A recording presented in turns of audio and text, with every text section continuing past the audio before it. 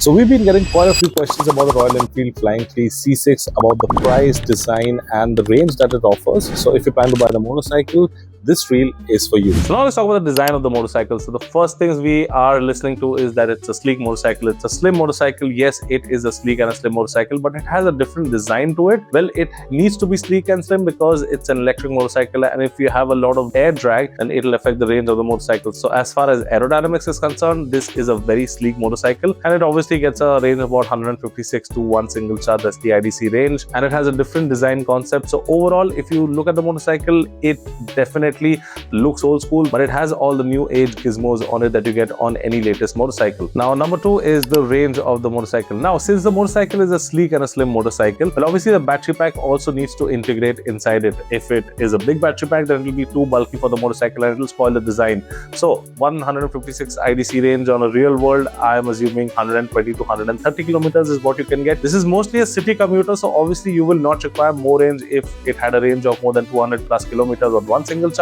then we could call it a mild highway cruiser, but it is totally a city oriented motorcycle. So that's why 120 to 130 kilometers of real world range should be more than enough. And obviously the battery pack needs to be sleek because, as I mentioned, it needs to blend in with the design of the motorcycle. So hence it has a smaller battery pack. That's why the range has been compromised a little bit, as what the people are saying. Okay, so number three is the pricing. People are saying that it is slightly on the expensive side, but 2.8 lakh rupees ex-showroom is slightly on the expensive side because Royal Enfield gives out the ICE motorcycles that are big, bulky, have an engine and have that thump in them.